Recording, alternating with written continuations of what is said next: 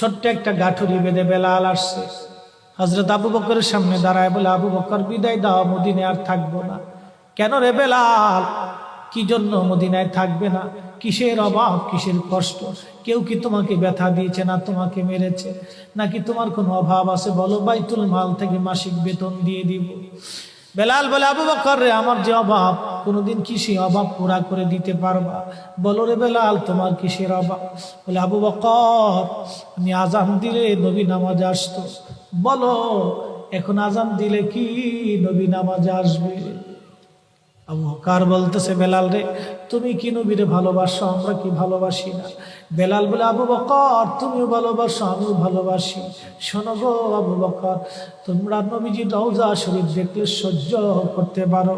আমি বেলাল যখন আজান দিয়ে নবী রওজা শরীফের দিকে তাকাই, আমার কলিজা গুলি ফেটে ফেটে আসে।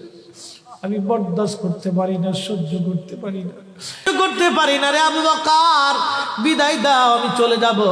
চলে গেলেন নবীর পাগল।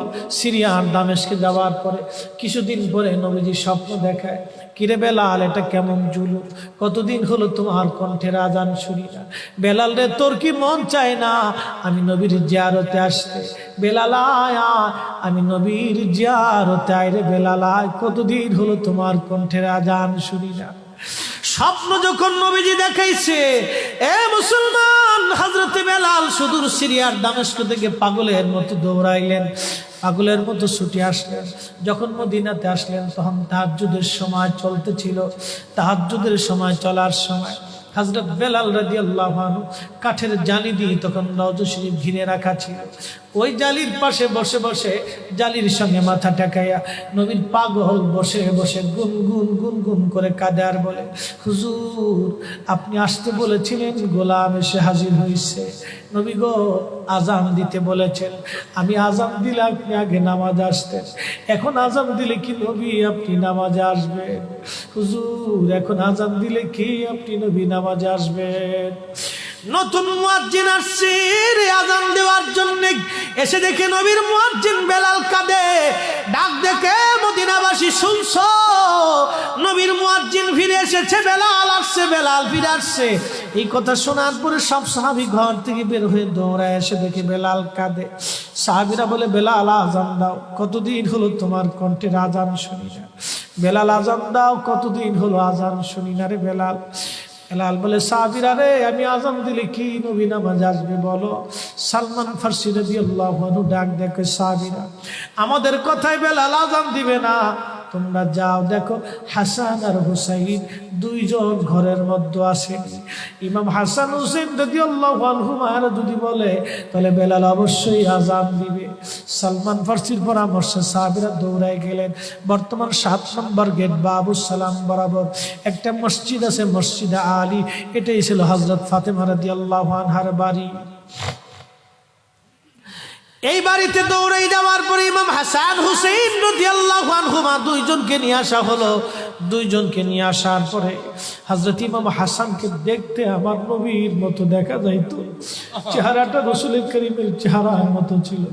নাতি দৌহিত্র নানার চেহারা পেয়েছিলেন, ইমাম হুসাইন ও নানার সুরত পেয়েছিলেন। দুই ভাই নানার সুরত পেয়েছিলেন। হযরতে বেলাল রওজা শরীফ থেকে উঠে হযরতে হাসানের বুকের মধ্যে মাথা ঠেকায় কাঁদতেছে, ইমাম হুসাইনের বুকের মধ্যে মাথা ঠেকায় কাঁদে। হযরত ইমাম হাসান ডাক দেখে, নানার মুয়াজ্জিন, কতদিন হলো তোমার কণ্ঠে আজান শুনি না, যেই কণ্ঠ দিয়া নানার আজান শুনাইতা, যাও গো ওই কণ্ঠ দিয়ে আমাদেরকেও আজান শোনাইয়া যাও। যখন হযরতে বেলাল ইমাম হাসান এই কথা বললেন, হযরতে বেলাল দৌড়ায় গেলেন। যেই বনু নাজ্জার গোত্রের মহিলা সাহাবীর ছাদের উপরে দাঁড়ায় বেলাল আজান দিত। আবু দাউদের 519 নম্বর হাদিসের মধ্যে আসছে, প্রত্যেক ফজরের নামাজের শুভেচ্ছা আদিকের আগে বেলাল দাঁড়াইতেন। দাঁড়ায় আজানের আগে বলতেন, আল্লাহুম্মা ইন্নী আহমাদুকা ওয়া নাস্তাঈনুকা আলা কুরাইশিন ইউকিমু দীনাক। প্রত্যেক ফজরের আজানের আগে এই দোয়াটা পড়ে বেলাল আজান শুরু করতেন। হযরত বেলাল রাদিয়াল্লাহু আনহু আজকে তাহাজ্জুদের আজান দিতে গেছে। আজান দিতে যাওয়ার পরে হযরত বেলাল যখন আজান দিলেন, আল্লাহু আকবার, আল্লাহু আকবার, আজানের মধুর ধ্বনি সারা মদিনার রন্দে রন্দে ছড়িয়ে গেল। মদিনার ঘর থেকে সব সাহাবী বের হয়ে দৌড় মারছে। আবার যখন বলেন আল্লাহু আকবার, আল্লাহু আকবার, সব সাহাবী, মহিলা, বৃদ্ধ, বনিতা ঘর থেকে বের হয়ে দৌড় মারছে। যখন বলল আশহাদু আল্লা ইলাহা ইল্লাল্লাহ, মদিনার ঘর থেকে সব মহিলারা ঘর থেকে বের হয়ে দৌড় মারছে রে, আর কান্না করে নবী বুঝি ফিরে আসছে রে। আবার যখন বলেন আশহাদু আল্লা ইলাহা ইল্লাল্লাহ, তখন মদিনার মানুষ কান্না করতেছিল, গুন গুন গুন গুন করে কান্না করে। মদিনার ভিতরে আওয়াজ বের হয়ে গেল, নবী বুঝি আসছে রে, নবী বুঝি ফিরে আসছে রে, নবী বুঝি ফিরে আসছে রে, নবী বুঝি আসছে। হযরত বেলাল যখন বলেন আশহাদু আন্না মুহাম্মাদুর রাসূলুল্লাহ, মদিনার মাটিগুলি থরথর থরথর করে কেঁপে উঠছে রে। মদিনার মানুষের কান্না বেড়ে গেল। হযরত বেলাল অজ্ঞান হয়ে জমিনের মধ্যে পড়ে গেলেন, তিনি বেহুশ। নবীর আশিক বেহুশ হয়ে গেলেন। বেলালের মতো আশিক যদি আমরা হইতাম, এ দুনিয়ায় নবীর দেখা পাইতাম, এ দুনিয়ায় নবীর দেখা পাইতাম। যখন হুঁশ ফিরে আসছে, রওজা শরীফের পাশে বসে বসে বেলাল কাদের বলে, হুজুর আজান দিতে বলেছিলেন, আজান দিয়েছি হুজুর, আমি আজান দিলে আগে নামাজ আসতেন, আজকে আজান দিলাম আপনি হুজুর আসেন নাই। যে আজান দিলে নবী আসবে না, আমি বেলালে আজান আর কোনোদিন দিব না। হযরতে বেলাল কিছুদিন পরে কলিজা ফেটে, নবীর বিরহ বেদনা সহ্য করতে না পেরে তিনি চলে গিয়েছিলেন পরপারে। কলিজা ফেটে, কলিজা ফেটে, কলিজা ফেটে। এইভাবে সাহাবীরা নবীকে ভালোবেসে গেছে। কত সাহাবী কতভাবে নবীকে ভালোবাসছে রে। হযরত আবু বকরের কথা বলছিলাম, আম্মা জান আয়েশা ডেকে বলে, হুজুর আপনি, আম্মা জান আয়েশার মনটা বেজার হয়ে গেল। আল্লাহর নবী ডাক দিয়ে বলতেছিলেন, আয়েশা রে মনটা তোমার বেজার কেন হয়ে গেল?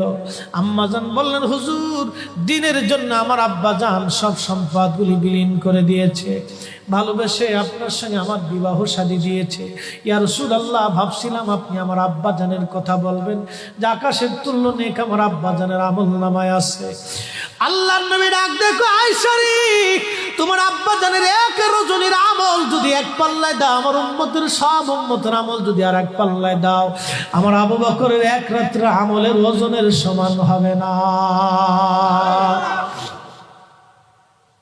আম্মা জান বলে, হুজুর কোন রাত, কোন রাত, কোন রাত? নবীজি বললেন, আয়েশা রে সেটা হিজরতের রাত। বহুদিন আগে বলেছিলাম আবু বকর হিজরত করা লাগতে পারে। এই কথার জন্য হিজরতের রজনীতে আমি হযরত আলীকে ঘরের মধ্যে রেখে আমি যখন চলে আসলাম, হযরত আবু বকরের ঘরের দরজায় ছোট্ট করে টুকা দিয়ে বললেন, আবু বকর দরজা খোলো। সাথে সাথে দরজা খুলে গেল। জিজ্ঞেস করলাম, আবু বকর তুমি কি ঘুমাও নাই? আবু বকর ডেকে বলে, ইয়া নবী আল্লাহ, বহুদিন আগে বলেছিলেন হিজরত করা লাগবে।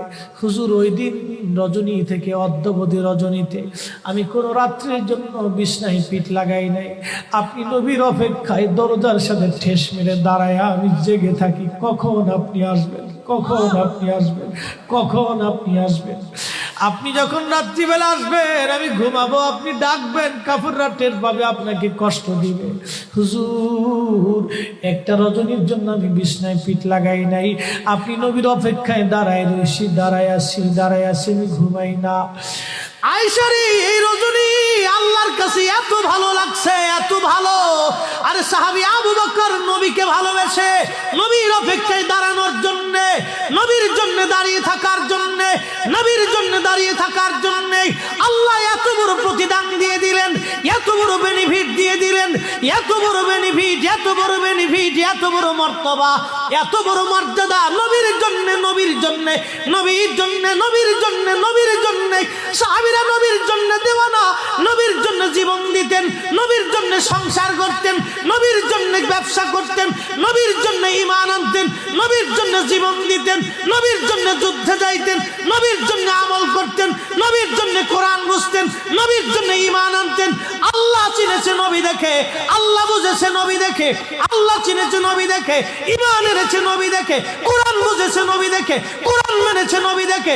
আমরাও সুন্নিরা কোরআন বুঝি নবী দেখে, দিন মানি নবী দেখে, আমরাও ঈমান আনি নবী দেখে, আমরাও ভালোবাসি নবীকে। আল্লাহ পেতে চাই নবী দেখে, আল্লাহ পেতে চাই নবীর মাধ্যমে, আল্লাহ পেতে চাই নবীকে ভালোবেসে। কথা বলেন ঠিক না বেঠে?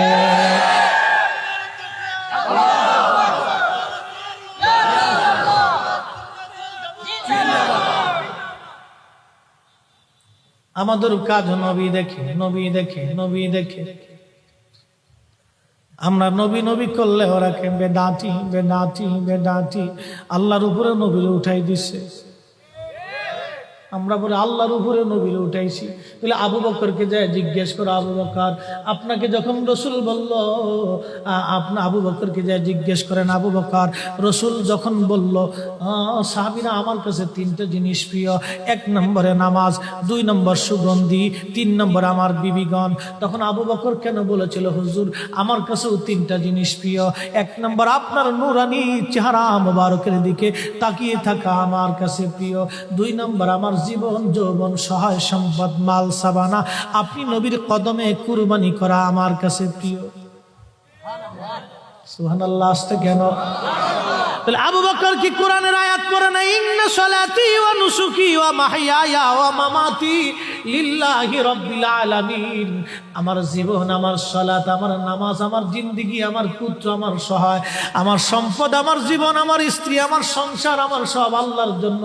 আবু বকর কি এই আয়াত পড়ে নাই? তাহলে আবু বকর আয়াত বাদ দিয়ে নবীর কথা কেন বললো? তাহলে আবু বকর আল্লাহর উপরে নবীর উড়াইছে। বলে দিয়ে যাও, বলে দিয়ে যাও, বলে দিয়ে যাও, কিয়ামত পর্যন্ত সময়, কিয়ামত পর্যন্ত সময়।